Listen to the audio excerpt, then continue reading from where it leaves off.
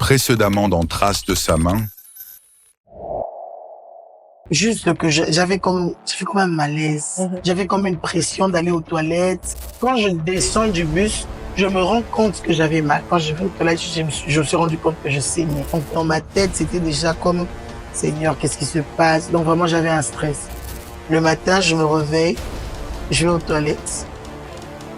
Quand je baisse ma culotte, je vois un fil qui pend de moi.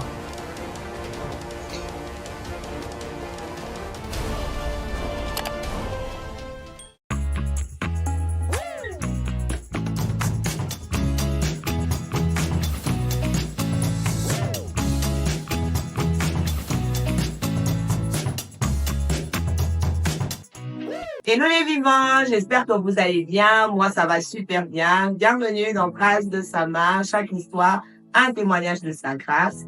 Épisode 2 suite. Alors, nous sommes de nouveau là. On a invité la bisso la dernière fois, Madame Curie Moukadi. En tout cas, elle vous avait promis de revenir pour la suite de son témoignage. Et la voilà parmi nous. Elle va continuer son témoignage. Alors, Madame Curie, la dernière fois, tu as raconté, tu as dit que tu avais un bébé, un nouveau-né, un prématuré d'1 kilo. Est-ce que vous pouvez continuer l'histoire? Et après ça, on vous a présenté le sang qui avait aidé l'enfant à être transfusé. Et ensuite? Je tiens d'abord à me réexcuser pour ma voix, qui n'a pas beaucoup changé depuis la dernière fois, donc Encore. essayez de me comprendre. Alors la dernière, quand je me suis arrêtée la dernière fois, il fallait qu'on puisse donner une transfusion à l'enfant. On a ramené une poche de sang. Je me rappelle même de la sensation. La poche de sang était froide. Alors, vous voyez, nos infirmières du Congo, elles sont très, comment je veux dire, elles savent ce qu'elles font, mais la majorité du temps, c'est vraiment tu vois, nos infirmières ont des techniques des mamans, hein. Tu dois faire ceci, tu dois faire cela, certaines fois. Alors, il y avait des infirmières qui me disaient, maman, quand c'est la maman, prend le sang, il faut choper le sang. Ok. Quand j'ai pris cette poche de sang-là, je l'ai mis sur mon ventre. Ok. Pour que ça puisse chauffer. Ok. Et quand tu y penses, le sang de quelqu'un que tu ne connais pas. Que tu ne connais pas.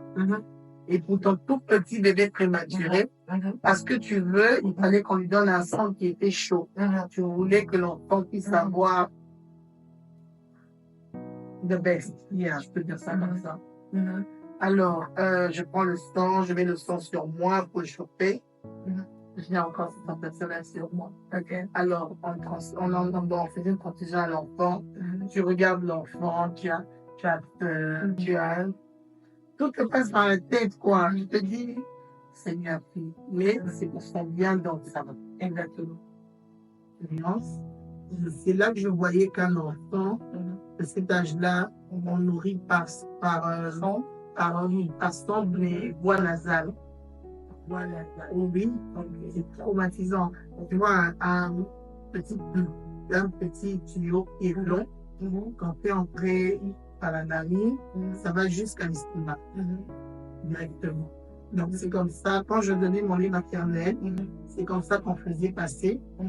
Quand je donnais le lait artificiel, c'est comme ça qu'on faisait passer aussi.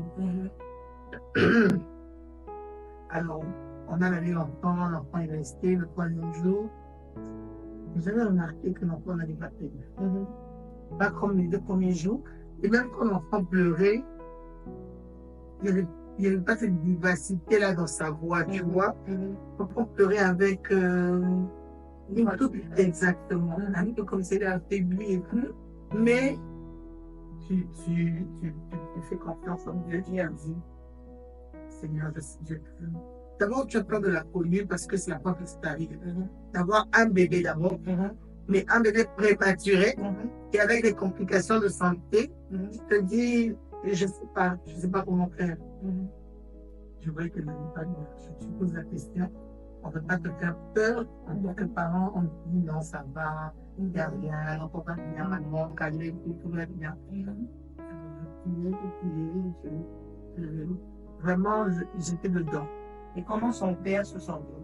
Est-ce que vous avez le temps de discuter avec Armel? Est-ce que tu étais par de son ressenti? Il a dit pendant cette période-là, ton mari, lui ou lui, il n'y a pas de fenêtre à la négativité. On ne peut pas laisser nos pensées aller au niveau où ça ne va pas, ça peut ne pas aller, il y a un problème. Non. En restant positif, ça va aller, l'enfant va bien. C'était ça pour lui. Je me rappelle que mon beau-père était venu prier pour l'enfant. Non, ça c'était le 4e jour. Le 4e jour, l'enfant allait encore. Son état était encore. L'enfant était mal au point. Le 4e jour, c'était pire que le 3e jour.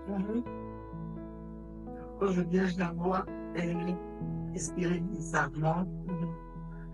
Elle était sous oxygène, mais elle respirait bizarrement. Elle faisait des gestes bizarres.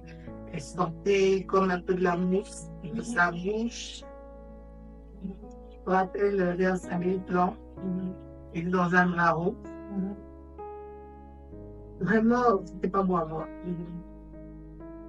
Quand je suis venue, j'ai eu peur. J'ai appelé mon mari vers 13h. Donc, je lui ai dit.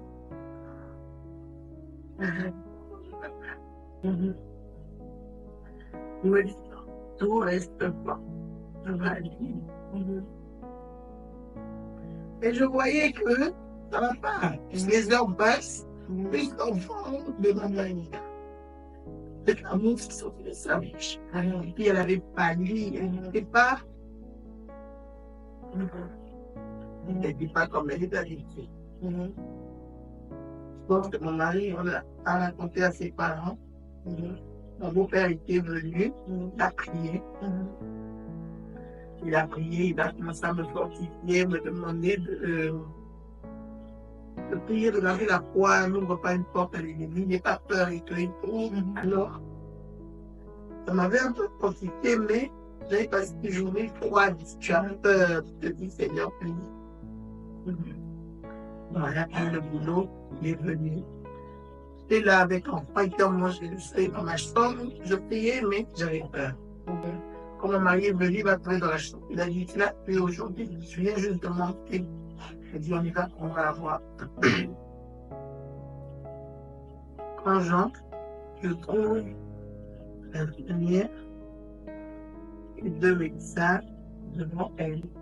En train de la regarder dans la rue.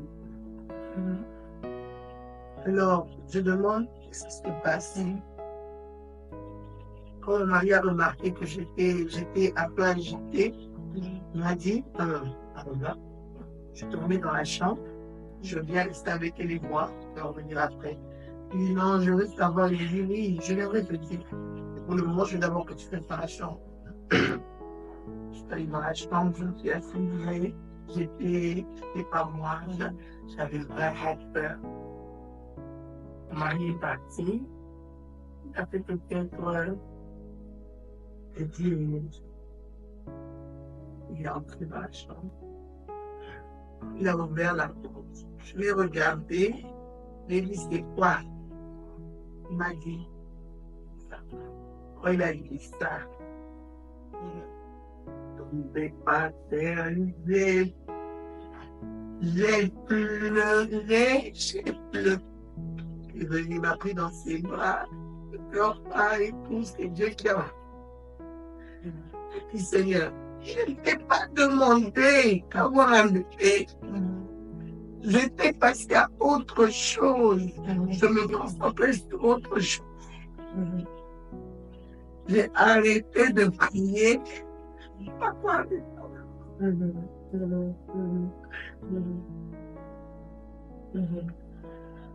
j'ai arrêté de prier pour avoir des enfants. Tu as décidé de me donner un bébé que je n'ai pas demandé en ce moment pour reprendre cet enfant.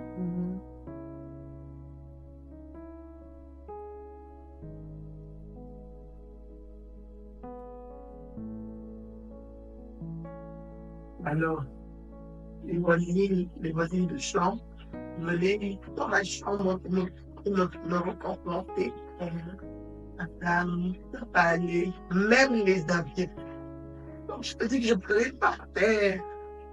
Les infirmiers entraient, il était 19h, 19h20. Les infirmiers venaient, madame, vraiment, que vous constatez. Tout le monde était là dans ma chambre à me regarder. J'avais tellement pleuré. Seigneur, qu'est-ce qui se passe?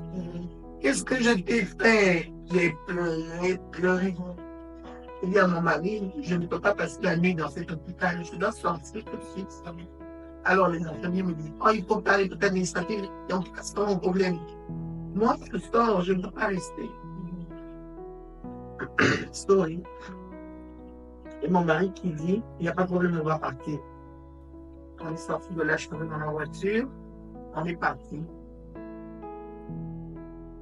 Et pleurer cette nuit-là. Pleurer, pleurer, pleurer, pleurer. Je pense que j'ai dit à ma mère. Non, d'abord quand j'avais accouché, tout le monde était content à la maison. J'ai eu un bébé. Et après, quand je suis rentrée pour dire que le bébé n'était plus là, c'était parmi les moments vraiment très, très difficiles de ma vie. C'était difficile, il fallait annoncer à ma belle-mère, à mon beau-père, il fallait annoncer. Ma belle-mère n'était pas sur place à l'époque, je me rappelle, elle avait resté placée. Mon père était seul. Il fallait annoncer aux gens, c'était horrible. Le jour qui a suivi, c'était encore pire parce qu'il y avait tout le monde qui venait me voir à la maison. Il y avait plein de monde, il y avait les mamans de l'église, il y avait vraiment presque tout le monde qui était là à me reconforter. Il y avait ma marraine, il y avait... C'était dur, mais en même temps, c'était un peu... C'est comme... Vraiment, c'est comme si ta douleur devient une réalité, que le bébé est vraiment parti. Oui, donc les gens sont là à te dire mes condoléances, c'est quelque chose que je ne supportais pas. On a passé du temps, il fallait aller enterrer le bébé. Mon beau-père aussi avait très mal vécu, il avait très, très, très mal vécu. Alors on a enterré le bébé. Et puis, le temps passait et tout. On était un peu traumatisés. Mon mari, après ça, il était affecté parce que il y avait ses neveux, donc les enfants de sa sœur, qui étaient à l'école. Les enfants ont commencé à pleurer. Alors, à l'école, on demande aux enfants quand ils pleurent. Non, ils pleurent parce qu'ils ont perdu leur vie. Ça l'avait affecté. Alors, quand il nous raconte l'histoire, il s'est mis à pleurer lui-même. Et moi, je me suis mise à pleurer. Donc, c'était vraiment des moments difficiles. Alors, tout le monde disait non et tout. C'est mieux de la laisser aller quelque part, peut-être en voyage, qu'elle passe en voyage et tout, pour qu'elle puisse un peu se détendre. qu'elle oublie. J'avais vraiment cette proposition-là, les gens revenaient. Alors, mon mari me demande, est-ce que tu veux aller quelque part pour te détendre? Je lui dis, j'aimerais bien.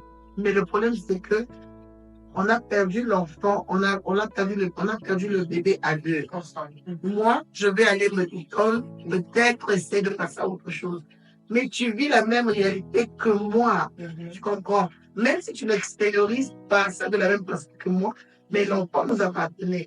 Je passe à autre chose. Mais toi, tu vas rester à un endroit. C'est pas ce que je veux. Je veux qu'ensemble, on traverse ensemble. C'est dur, mais on peut y arriver. C'est pour ça que les autres, et on va rester ensemble. On est restés ensemble. On essayait de vivre une vie, comme on dit, as normal as possible. Donc, vraiment plus normal possible. On est resté comme ça, on ne pensait même pas qu'on se voit, Vraiment, on vivait la vie normale. Mais est-ce que pendant ce temps, quand tu venais à nous voir, tu voyais les autres de tes soeurs mariées avoir des enfants, est-ce que ça te touchait personnellement? Mais oui, ça?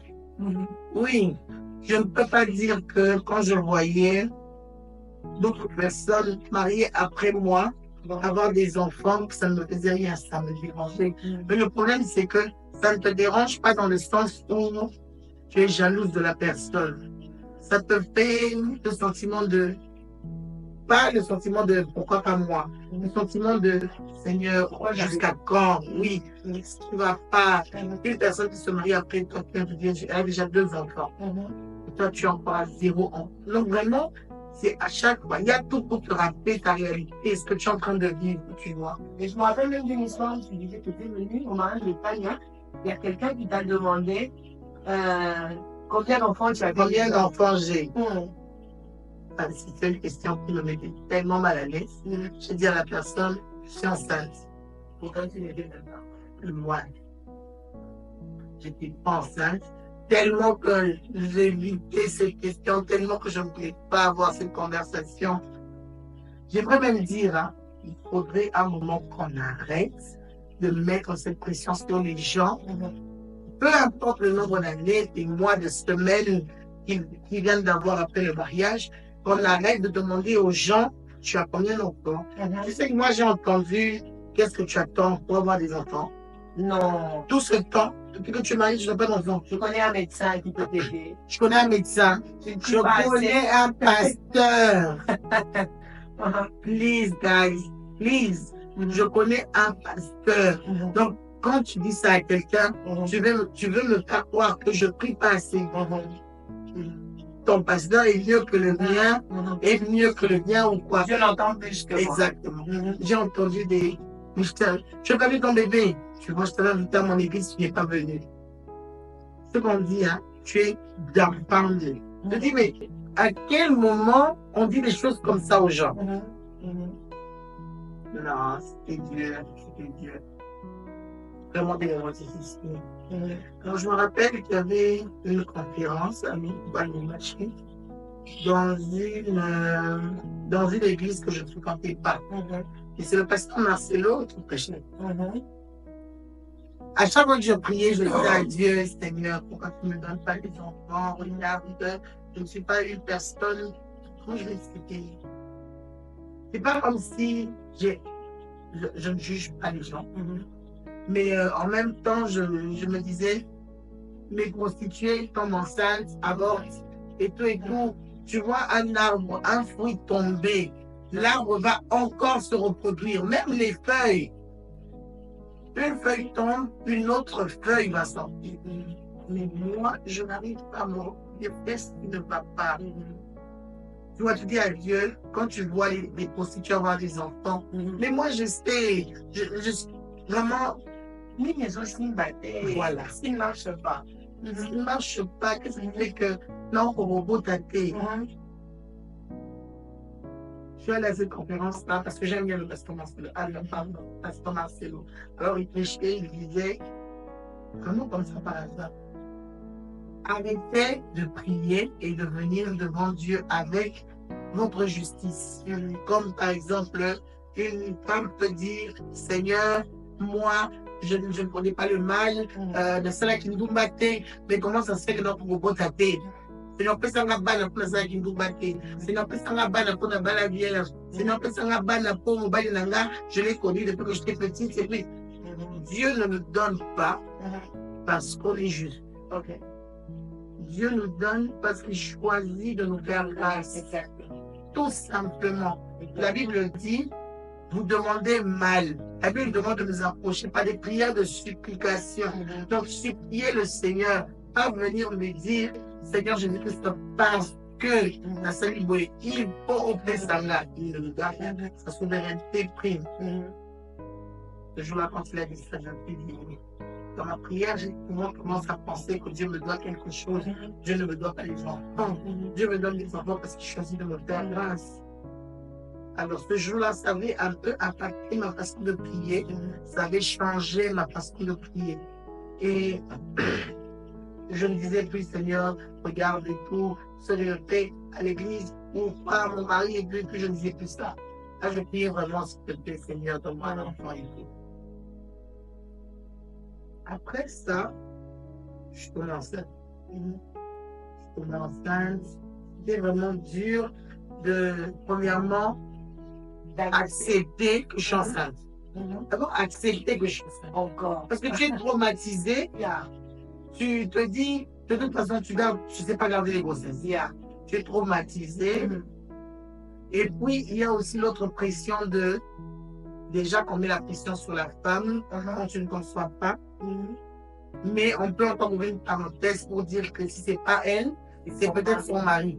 Mais là, tu conçois même. Donc déjà, ce n'est pas ton mari, c'est toi.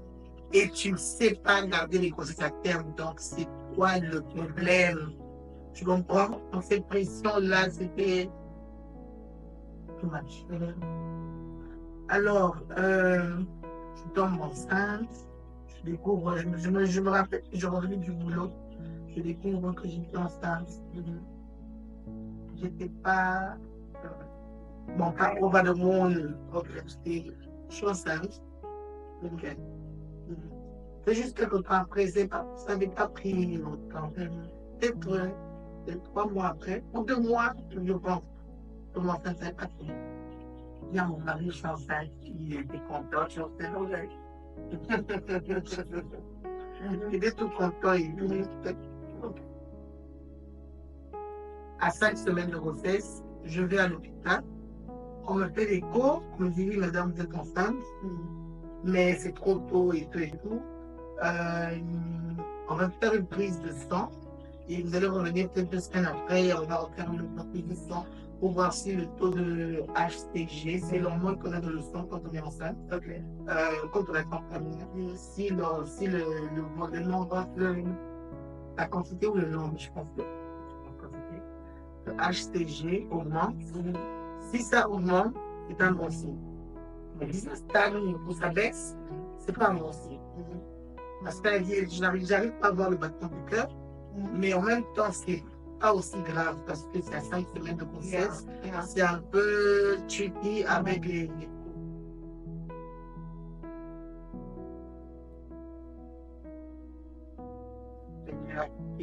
elle se prend, il fait tout. Mais en même temps, tu vas sur Google, tu commences à regarder 5 semaines, pas de battement de cœur. Voilà, c'est le diagnostic là, je te dis, Seigneur, please. 2 semaines après, je rentre. D'abord, quand elle fait le test, elle m'appelle, elle me dit non, le taux de H, bon, on va voir. 2 semaines après, je rentre. Il n'y avait toujours pas de battement de cœur. J'appelle le médecin pour lui dire j'ai des douleurs. Il me dit prenez un paracétamol. J'ai déjà accouché. Ça, c'est pas une douleur de paracétamol. C'est des contractions. Il me demande de mettre un suppositoire, de prendre un paracétamol, d'attendre un peu. Si ça ne baisse pas, que je vienne. Je fais ça, j'attends 20 minutes, ça s'empire. J'appelle mon mari, je lui dis, j'ai des contractions. Il quitte l'église. L'église est quand même loin de la maison, mais je ne pense même pas qu'il avait fait 15 minutes. Il était déjà là. Comment tu te sens? Je lui ai dit, j'ai des douleurs. Ok, on y va à l'hôpital. L'hôpital où on partait, c'est pas l'hôpital du médecin qui me suivait. Non, on partait d'abord voir ce médecin-là. Quand on est arrivé chez ce médecin-là, il n'avait pas de maternité dans son hôpital. Mais il me dit, vous allez accoucher ici et puis on va vous transférer dans un autre hôpital. Je lui dis, on accouche en prématuré dans un hôpital qui n'a pas de maternité, sans matériel, et on va vous transférer. Mon mari a dit jamais. Alors on est allé dans un autre hôpital. Cet hôpital-là, on m'avait jamais vu, jamais consulté, on me connaissait pas. Donc c'est la toute première fois. J'arrive parce que j'ai des contractions. Donc on te prend. On commence à faire un dossier pendant que j'avais des contractions. Ma tension était élevée. D'abord, avant d'arriver, quand je suis arrivé chez l'autre médecin, j'étais déjà à 4 cm. Quand j'arrive à l'hôpital où je devais accoucher, j'étais à 8 cm. Donc ça allait vraiment rapidement comme ça là. Là, il était déjà peut-être 12 heures. J'étais à 8 cm. Alors on est resté, le travail avait commencé. On m'a dit que vous allez accoucher aujourd'hui. Le travail avait commencé vers 14h45. J'ai accouché d'un petit garçon qu'on a appelé Jaya. Ce que je peux dire, c'est qu'on continue, Seigneur, à te faire confiance. Amen. Tes voix sont au-dessus des nôtres. Amen. Tu sais ce qui est bon pour nous. Amen.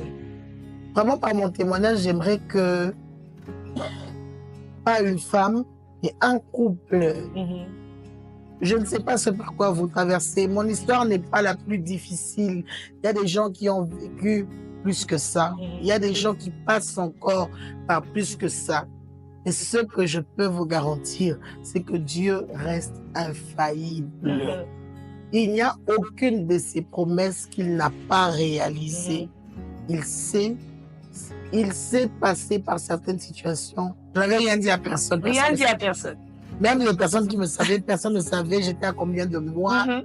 ni ma belle-mère, ni mon beau-père, personne ne savait. Ni sa propre maman.